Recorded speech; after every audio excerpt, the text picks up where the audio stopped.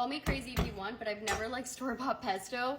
Oh my God, Susie, that is so crazy. Just like the time in 2001, I was in 7th grade, and just so happened I ended up being sick from school. I had a extremely bad stomach virus, and just so happened the day that I decided to stay home from school, my stepdad and my mom got into a humongous argument because my stepdad let a woman drive his car, and she got into a car accident inside the car, and he left a message on the machine, you know, the answering machines that you had to play back the messages back then.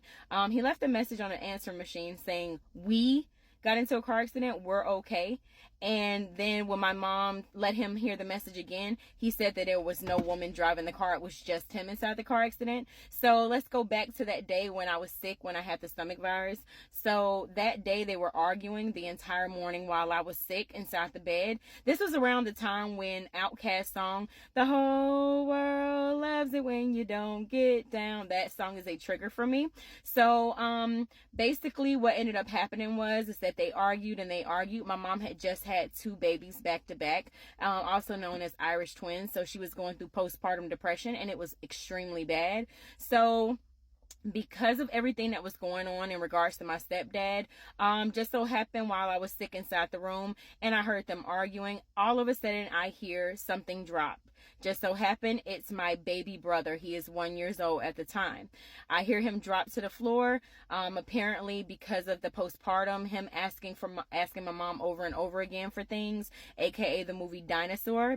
I'm not sure, not the good dinosaur, the actual dinosaur movie. He kept asking her over and over again, could he watch it? And I guess like something in her brain triggered, and it totally messed her up. So she drops him on the floor. I'm inside of my bedroom, and I hear her drop him on the floor, and he's screaming, crying. I run out of my bedroom, and there she is rummaging through the knife drawer inside of the kitchen. So then I hurry up and I grab my 1-year-old brother. In addition to that, I also grab my 2-month-old brother, and I run inside of my bedroom and I close the door. And as soon as I close the door, my mom comes with a knife, and she's trying to get through the door, trying to attack me with the knife, and I'm trying to hold the door closed. I was 13 years old, and I'm holding 2 babies inside of my hand, and I'm trying to push the door closed so that she will not get in. And so eventually I ended up giving out because, you know, I'm holding 2 babies in my hand, and she ended up getting inside the room. And so therefore she begins to tell me how she's going to unalive me and my 2 brothers, and she goes into the description of how she's going to do it. First, she tells me at 13 years old at that time that she's going to put pillows over my baby brothers' faces until they were unalive, and then she was going to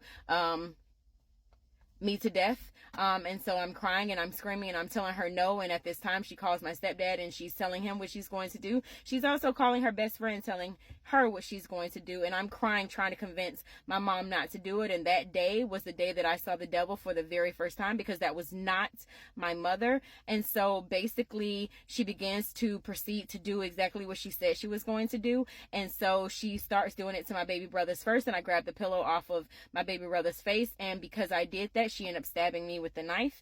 And so basically about time my stepdad returned back home, she had forced us into the bathroom so that he would not be able to find us. He walked inside the door. Actually, he had to kick the door open because she had the door locked. And so he comes inside of there and she lunges at him with and so my stepdad tells us to run, and so I run with my brothers inside of the bathroom, to go try to, you know, fix myself up because I had been, and so basically, I guess what ended up happening was, because I wasn't in there when the rest of it was happening, she was trying to attack him with it as well, and she made a mistake and ended up doing it, injuring herself with it. And so apparently that released whatever was inside of her brain, making her go crazy. And so, yeah, girl. Yeah, that's the story about pesto.